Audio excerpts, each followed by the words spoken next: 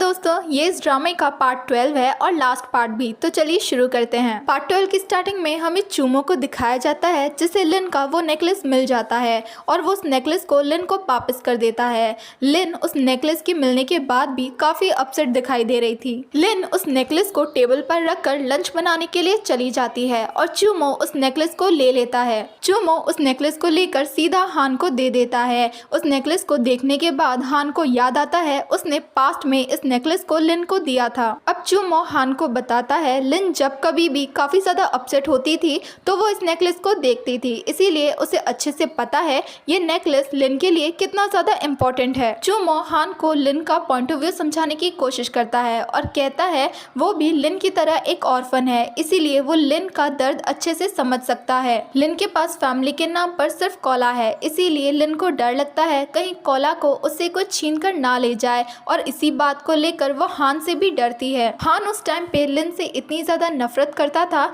इसीलिए लिन को लगा अगर हान को पता चल जाएगा कि कोला उसका सन है तो कहीं हान लिन से कोला को दूर ना कर दे, और लिन कोला को खोना नहीं चाहती थी। ये सब कुछ कहने के बाद चूमो वहाँ से चला जाता है। अब ये सब कुछ सुनने के बाद तो बेचारा हान बहुत ही ज्यादा परेशान हो जाता है कि वो क्या करे। नेक्स्ट डे लिन हान का अपार्टमेंट खाली कर देती है, लेकिन कोला को देखकर साफ साफ पता चल रहा था कि कोला वहाँ से जाना नहीं चाहता और वो इस बारे में लिन को भी बताता है कि वो हान को बहुत ही ज़्यादा मिस करने वाला है। जिसे सुनने के बाद लिन कोला को समझाती है अगर वो लोग अभी नहीं गए तो उन लोगों की फ्लाइट मिस हो जाएगी। कुछ टाइम के बाद लिन कोला को लेकर फ्लाइट में आती है जहाँ पर कोला काफ़ी ज़्यादा अपसेट दिख रहा होता है और वो लिन से कहता है वो हान के साथ वहाँ पर जाना चाहता है, जिस पर लिन कोला को समझाते हुए कहती है हान बहुत ही ज़्यादा बिजी है इसीलिए वो उन लोगों के साथ नहीं आ सकता। लिन जब फ्लाइट में अपना लगेज रख रही थी तभी कोई आकर लिन की हेल्प करता है और वो कोई और नहीं हान होता है।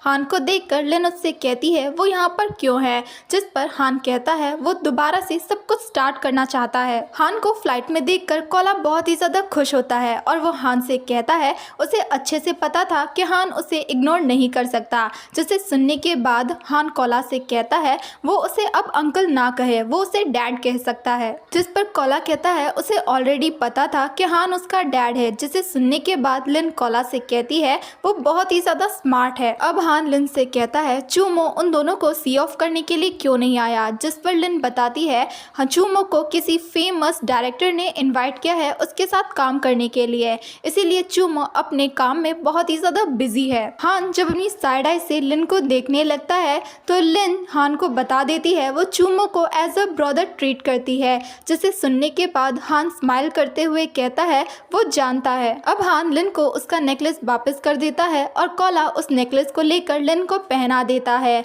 अब हान लिन से कहता है वो बिना उसकी परमिशन के इस नेकलेस को नहीं उतार सकती, जिस पर लिन और कोला दोनों ही यस करते हैं और यहाँ पर उन लोगों की एक हैप्पी फैमिली बन जाती है। दूसरी तरफ उस ड्रामा की शूटिंग कंप्लीट हो जाती है जिसमें मैनली और चूमो दोनों साथ में काम कर रहे थे। मैनली चूमो को बताती है हान लिन के साथ अपने हनीमून पे गया हुआ है और अब चूमो का क्या प्लान है, जिस पर चूमो कहता है वो इन सब से ब्रेक लेकर बीच पर जाना चाहता है। यह सुनने के बाद मैनली वहां से जाने लगती है तो चूमो मैनली को रोकता है और मैनली को अपने साथ चलने के लिए इनवाइट करता है, जिस पर मैनली भी रेडी हो जाती है। तो फाइनली मुझे लगता है इन दोनों की लव स्टोरी भी आगे बढ़ने वाली है। लिन हान और कोला के साथ उस ड्रामा की सेरेमनी में आती है जहाँ पर हान अपने घुटनों पर बैठकर लिन को वही रिंग देता है जो कि उसने पहले लिन के लिए सिलेक्ट की थी और वो लिन को मैरिज के लिए प्रपोज करता है। जिसे सुनने के बाद सभी लोग लिन को यस करने के लिए कहते हैं और लिन भी हान को यस कर देती है। हान उस रिंग को लेकर लिन की फिंगर में पहना देता है। सभी लोग उन दोनों को किस करने के लिए कहते हैं तो हान भी लिन को पकड़कर उसे किस करने लगता है और इसी के साथ ये ड्रामा यहीं पर खत्म होता है।